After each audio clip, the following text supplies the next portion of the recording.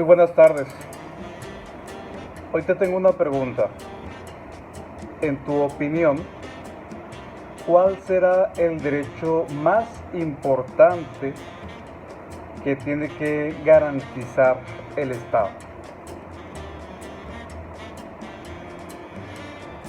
Tomando esta pregunta como preámbulo, el tema al cual nos vamos a abocar es la doctrina de las garantías individuales, doctrina política de las garantías individuales. Es indispensable que tomemos la palabra por separado de garantía. La palabra garantía hace alusión a la cualidad de garante, de garantir, de garantizar, en un sentido de guarnecer, de proteger. Por tal orden, hablamos que el Estado debe de proteger ciertos derechos por sobre todos los demás, preconizarlos y señalarlos como los más importantes. De ello, la doctrina nos hace referencia a lo siguiente, que el derecho más importante es la vida, ya que es obviamente el condicionante para que existan todos los demás derechos. Sin la vida no existiría derecho adicional alguno. Desde luego que ello no implica que debamos considerar esta vida en un sentido exclusivamente biológico o animal, sino que tenemos que tomarla con dignidad y jerarquía. Por consiguiente, experimentamos que no solo basta vivir, se necesita vivir libre. Vida y libertad. Estos vienen a ser los derechos básicos, los cuales denominaremos como los derechos primarios, los más destacados e importantes. Por secuencia, nos vamos a encontrar con otro derecho también importante, pero por secuencia. El derecho conocido como la vida digna, la dignidad de la persona humana. En tal consideración, el individuo necesita de ciertas libertades, como lo es, y aquí les voy a citar un listado, el listado que nos otorga la doctrina, el cual empieza por el siguiente. Libertad espiritual, aquella que se manifiesta como esa libertad de conciencia y la expresión de esa misma, que es el derecho a creer. Creo en Buda, creo en Jesús, creo en Jehová, creo en Tlaloc, creo en Nezahualcóyotl, lo que tú consideres. Es un derecho y existe una garantía de que tú puedes tener esa libertad espiritual. Derecho a la propia personalidad, que es la unión de los matices que nos diferencian de los demás individuos, constituyendo lo que se le llama la personalidad. Si bien los humanos somos iguales en cuanto a su sustancia metafísica, no lo somos en cuanto al desarrollo y desenvolvimiento de esas características individuales. Tenemos uno más. Otro derecho, derecho a la perpetuación de la especie. En consecuencia a aquella tendencia humana de tratar de conservar la vida por medio de la perpetuación de la especie, por medio de la transmisión de la vida, se da la institución social y jurídica del matrimonio, que deriva del derecho natural, de la perpetuación de la vida y de esa libertad. Esa institución no surge por una por una mera creatividad de los individuos, ¿no? Sino surge para dar esa protección a esa tendencia de los individuos de unirse y dar esa perpetuación de la especie por medio de los hijos. Surge esta institución jurídica y social de el matrimonio. No es simplemente por unirse con alguien, no, es por una protección de perpetuación de la especie. Otro también interesante, que es el derecho a viajar y a circular. El individuo, al proyectarse hacia el exterior, convive con otros individuos, derivando una serie de relaciones espirituales, económicas, materiales, por nuestra naturaleza traslaticia y social, que es el derecho a cambiar de lugar las veces que nos plazca. Derecho a la libertad de conciencia y pensamiento. Por demás también importante, en nuestra conciencia individual puede tener dentro de sí una serie de creencias, una serie de manifestaciones psicológicas, derechos que de ser vedados o restringidos estaríamos hablando de un derecho totalitario. Derecho al trabajo. Las relaciones económicas, la proyección del individuo hacia sus semejantes para tratar de obtener el esfuerzo, para tratar de obtener por medio del esfuerzo los medios económicos necesarios para satisfacer sus necesidades, hacen surgir otro derecho fundamental, que es el derecho al trabajo. El trabajo que libremente, determinado por nuestra propia personalidad, por nuestro propio desenvolvimiento y lo que sea acomodado a nosotros. Claro que conforme a las regulaciones jurídicas de cada estado. No podemos justificar, es que a mí se me acomoda vender marihuana aquí en la plaza y pues es mi libertad de trabajo, es lo que se me acomoda.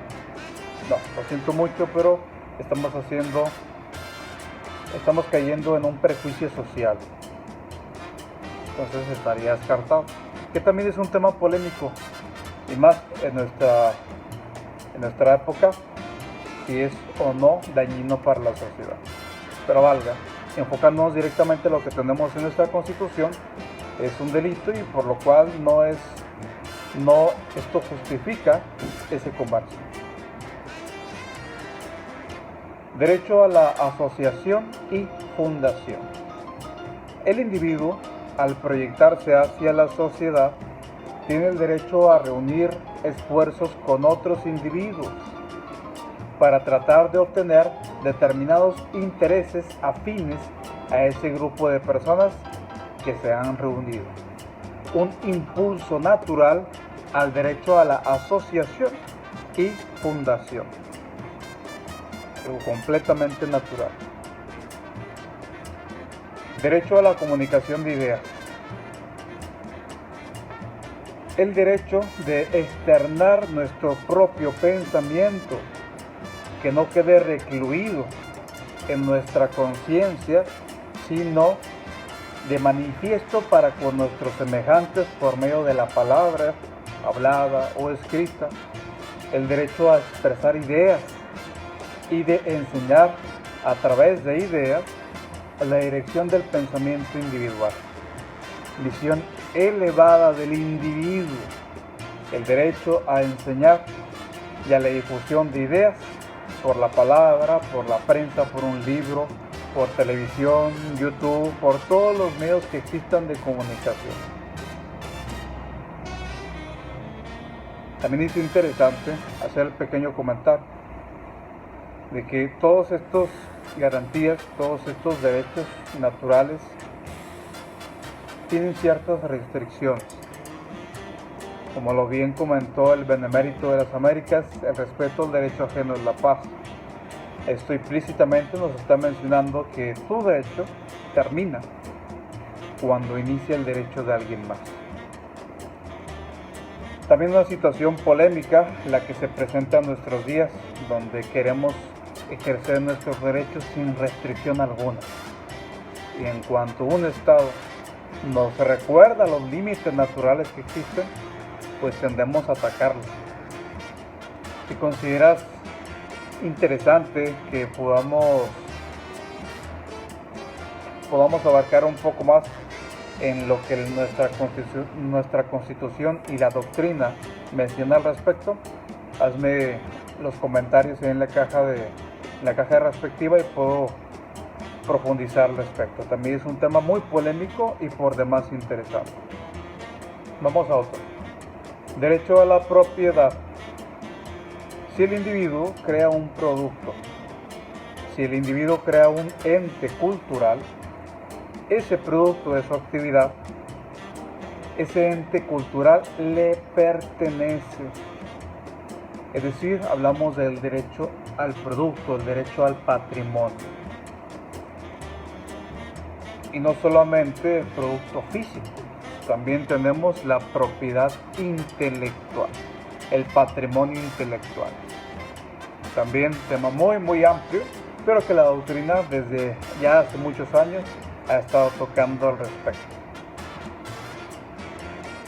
Todos los derechos mencionados vienen a figurar como los puntos más destacados de acuerdo a la doctrina de la teoría del Estado, entre otros que también se derivan de estos mismos.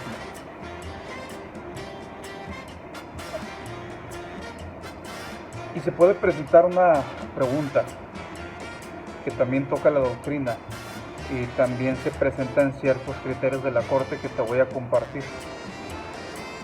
¿Acaso las garantías individuales son derechos humanos? ¿Acaso estamos hablando de lo mismo? La doctrina nos comenta, el tema de los derechos de la persona humana podría llamarse también de las garantías individuales, tal como lo encontramos en el epígrafe de nuestra Constitución política. Empero, esta opinión es criticada por algunos autores, también lo critica la Suprema Corte, ya que la expresión de garantía nos hace pensar en el sentido protector del Estado hacia los derechos fundamentales para el individuo. En tal sentido, se comprende dentro del apartado dogmático de nuestra Constitución los derechos humanos, así como las garantías correspondientes para ese cumplimiento. ¿Qué nos dice la Corte al respecto? Cito el criterio. Los instrumentos previstos en la Constitución Política de los Estados Unidos Mexicanos son, la mayoría de las veces, las garantías a que se refiere su artículo primero. Artículo que te recomiendo y te exhorto a que te lo memorices. Continúa, sin que puedan ni deban confundirse los derechos humanos con sus garantías, y menos establecer que hay sinonimia entre estos y aquellos. Así, las garantías son, por regla general, los mecanismos constitucionales para hacer funcionales y efectivos a los derechos humanos, por cuanto que la circunstancia de que unos y otros estén en la Constitución de ninguna manera significa que ineludiblemente las garantías sean derechos humanos, pues se llegaría al absurdo de que, por ejemplo, el arraigo, por estar igualmente previsto en la Constitución, fuera un derecho humano, cuando no lo es, sino más bien representa una restricción constitucional al derecho humano de el ejercicio de la libertad. Entonces, hablamos de dos cosas distintas. De tal forma, dentro de nuestro artículo primero constitucional encontramos el respeto a los derechos humanos comprendidos en la Declaración Universal de los Derechos Humanos. Posteriormente encontramos las garantías individuales para su protección. Existen estados que transgreden dichos derechos, como lo son los estados totalitarios y los autoritarios. Me parece muy importante que entremos a la definición que nos da la doctrina, ya que está de moda querer llamar a cualquier estado totalitario o autoritario, simplemente porque no nos dejan hacer los desmanes que se nos antojan. Vamos a ver. Los estados autoritarios, por definición doctrinal, siempre suprimen los derechos políticos y conservan los derechos primarios.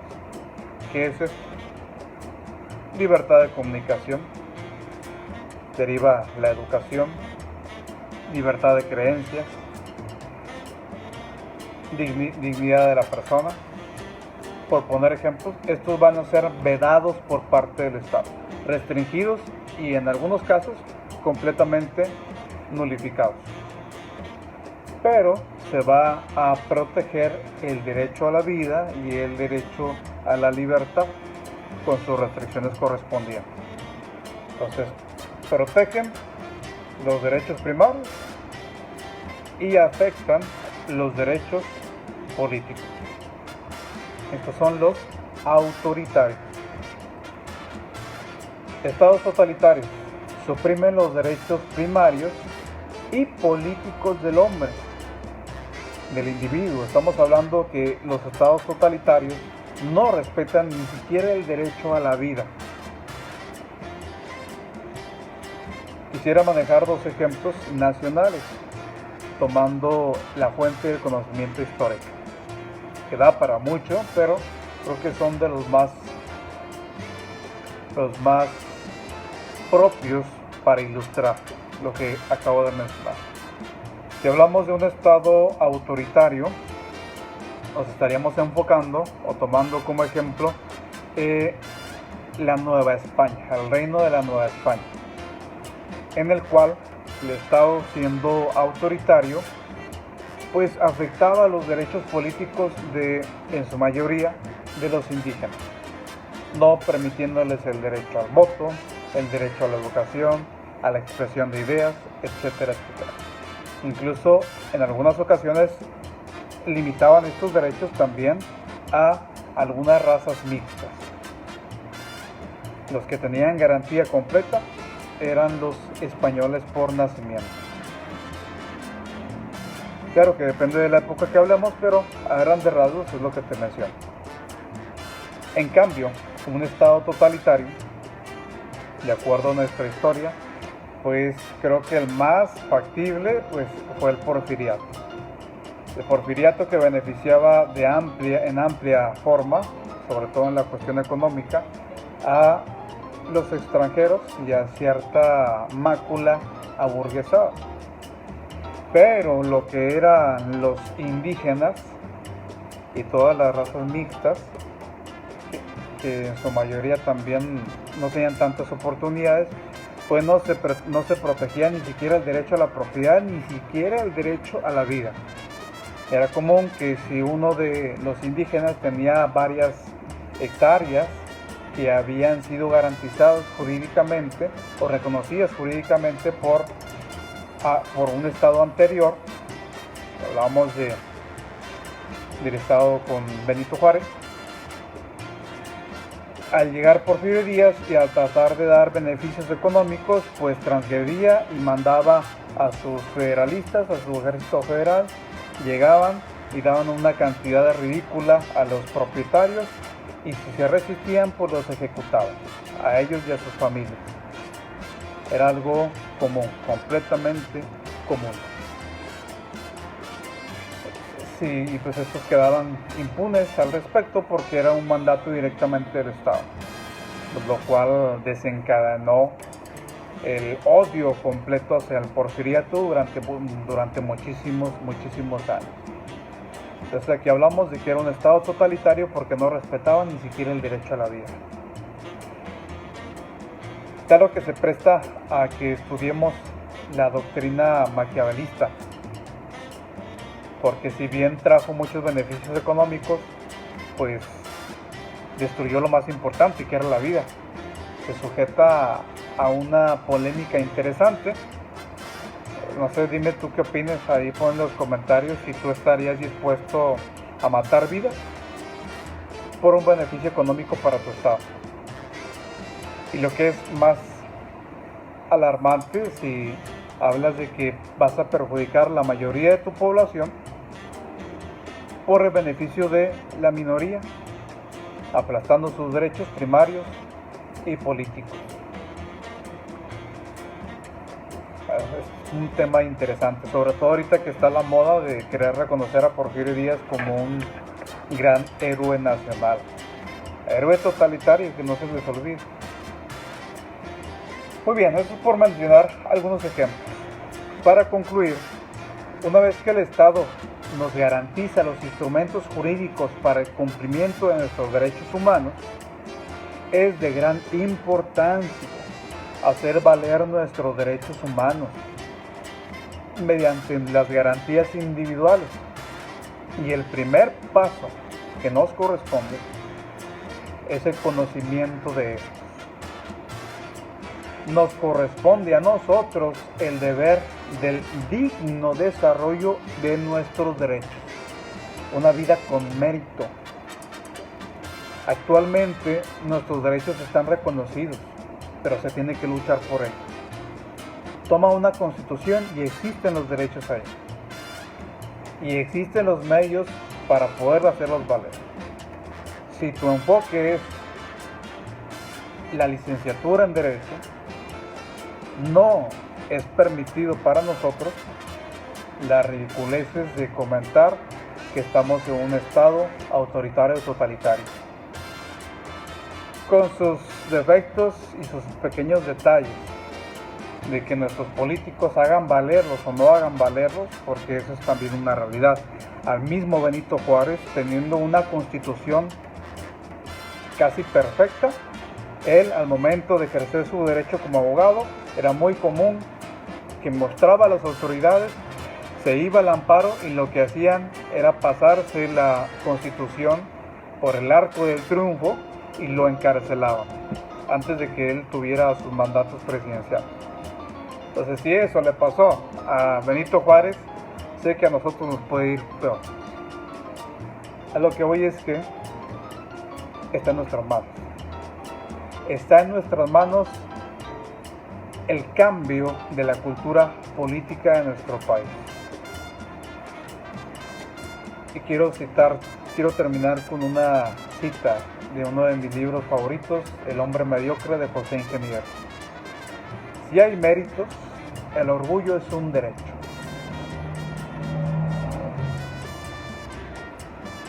Si no los hay, se trata de vanidad. ¿Tienes méritos en tu vida? Por el tiempo que me has brindado, te agradezco. Que tengas una excelente tarde. Hasta luego.